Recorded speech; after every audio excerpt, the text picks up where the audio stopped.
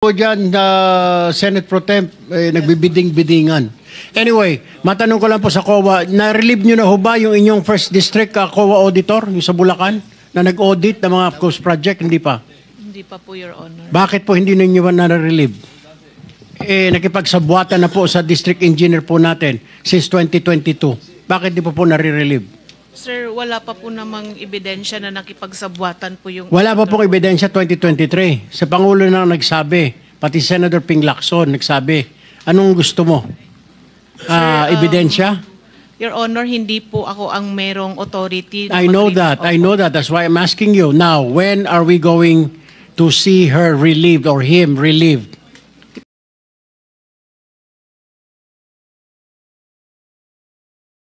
Tingnan mo, Mr. Arevalo, kung project ng Wawaw to.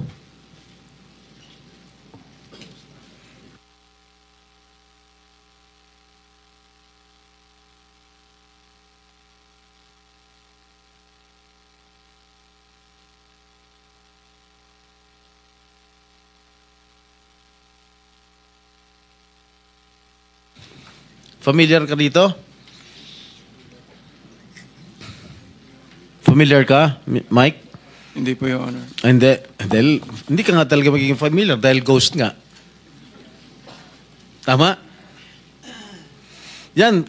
Ang nakalagay dyan sa report, completed. Nakakubra ka na. Nabayaran ka na ng gobyerno. Pero, hindi pa completed.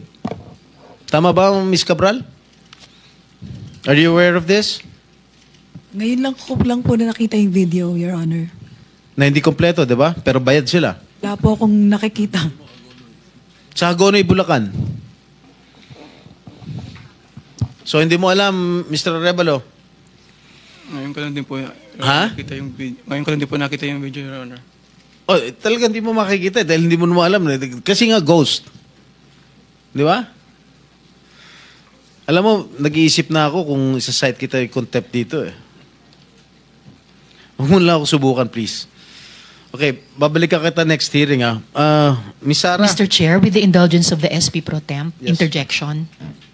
Yes, okay, please. provided it's very brief kasi Yes, kulang very na po brief, tayo Mr. Chair. sa panahon. Opo, very brief lang.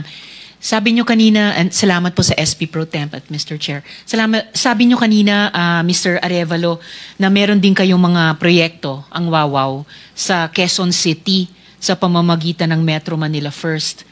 Kasama po ba yon sa dalawa lang sa 254 flood control projects sa Quezon City na may koordinasyon sa LGU ayon kay Mayor Joy Belmonte? Yes po, Your Honor. Yun yun. Yun din... Ano po yun? Yung sa... Isa po, may letter na po dun for termination po.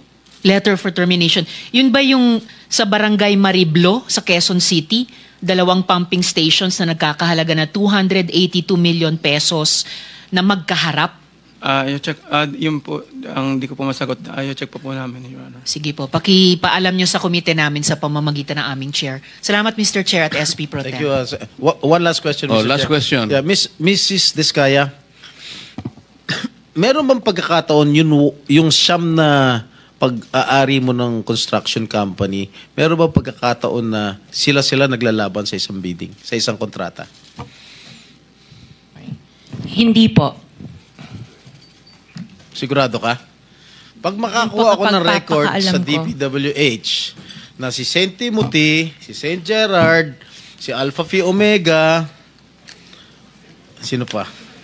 Si Alpha and Omega and St. Gerard, hindi po sila nagsasali sa isang bidding. Pero Okay, yung nga. ibang licenses, magkakasama sila minsan. And then, so minsan naglalaban-laban yun, Sham? Yes po.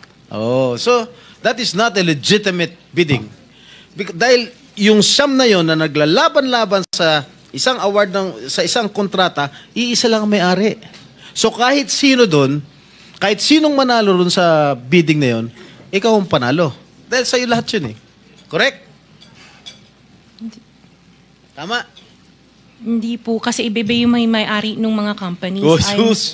Kasi sabi I'm mo just lang concerned with Alpha and Miss Omega. Diskaya, Opo. kanina, sinabi mo Alpha Phi Omega lang ang sa'yo. Opo. Nung tinanong kita ulit, Inunumerate ko lahat yung siyam na korporasyon, inamin mo, sa'yo lahat yun. Oh, di ba? The records will bear me out. Oh, ngayon, ang tinatanong ko sa'yo, yung bang siyam na korporasyon na yun, Panglimang tanong na. naglalaban-laban ba sa bidding yan? Panglimang Yes tanong po. na yan eh. Sabi mo kanina, last question. Hindi ba sumagot? Ay, sumagot. Oh. Hindi, sigutin mo. Opo, sumagot ako. Opo. Naglalaban-laban. Opo. So pag naglalaban-laban yung siyam na korporasyon sa isang kontrata, at kung sino manalo ron, kahit isa sa siyam na manalo, sa'yo pa rin yun, ikaw pa rin ang panalo. Correct? Opo. Oh. Senator Erwin, Ang tanong ang... very brief lang, baka Opo, tayo ang sa sagot panahon. po, Ha? ang sagot po dyan, Senate Pro Temp, nagbibiding-bidingan.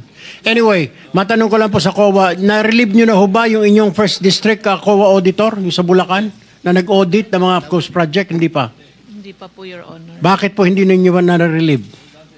Nakipagsabuatan na po sa district engineer po natin since 2022. Bakit di po na-relieve? Sir, wala pa po namang ebidensya na nakipagsabwatan po yung... Wala pa pong ebidensya 2023. Sa Pangulo na nagsabi, pati Senator Ping Lacson nagsabi, anong gusto mo? Ebidensya? Your Honor, hindi po ako ang merong authority. na I know mag-relieve. that. I Opo. know that. That's why I'm asking you. Now, when are we going to see her relieved or him relieved? Ipapaalam ko po sa... Ipaalam niyo po kaagad, okay? Dahil wala ho kami oras. Panghuli na lamang po, matanong ko lamang po ang MMDA. Kanina po. Mr. MMDA, sir, nagpresenta po si Ramon S. Ang na tutulong sa flood control po natin. Siya po maglilinis dyan, libre. Ano po ang reaction po ninyo? Acceptable po ba ito? Itong pag-volunteer ni RSA para linisin ng mga estero natin para hindi na tayo bahayin kagaya nangyayari everyday pag umulan ngayon? Opo, tuloy-tuloy naman po yung coordination meeting natin. In fact, meron na po kaming ilo-launch sa Las Piñas po na cleanup drive po ng Las Piñas River. And katulong din po namin sila na mag-ayos po dito po sa may Rojas Boulevard. Nag-inspect na rin. Okay? Salamat po, Mr. Thank Chair. you. 1 minute, Senator Bato. 1 minute, Senator... 10 1 minute na. Minority Leader and 2 minutes to Senator Alan. Thank you. Hindi pa, kasi ano na tayo. Thank you, Mr. Chairman. Since andito yung BIR, Commissioner, may this committee know kung among the 15 contractors, sino-sino dito yung mga top taxpayers. Kung meron kayong records dyan, sino-sino nagbabayad o kung sino nagbabayad ng tax at magkano ang binabayad nila. Yes, Mr. Chair. As far as yung ranking is concerned, we currently don't have that kung anong in terms of top taxpayers sila. No? But definitely registered naman and merong mga payments and siguro because of 270, we cannot disclose the amount of taxes that they've been paying unless andito naman sila kung willing silang i-waive yung Section 270. So you cannot provide this committee? In executive session na... Executive session? Yes, Mr. Chair. Mr. Chair, may we know from BIR in the next hearing kung magkano ang binabayaran nitong 15 construction companies na tax. Yun lang ang hingin ko, Mr. Chair. May bigay mo next hearing? Madala mo yung data? At kung gusto mo, executive session? Kaya mo? Executive, because that's a condition for Section 270, unless they waive their right to against the confidentiality under Section 270. Do you think ganitong hearing hindi yan magiging exemption? Hindi po, nakalagay po, executive session po. Executive session? Yes, So sir. i-ready mo next hearing, ha? Yes, Mr. Mr. Chairman. Thank you. Thank you, With Mr. your Chair. permission, Chair.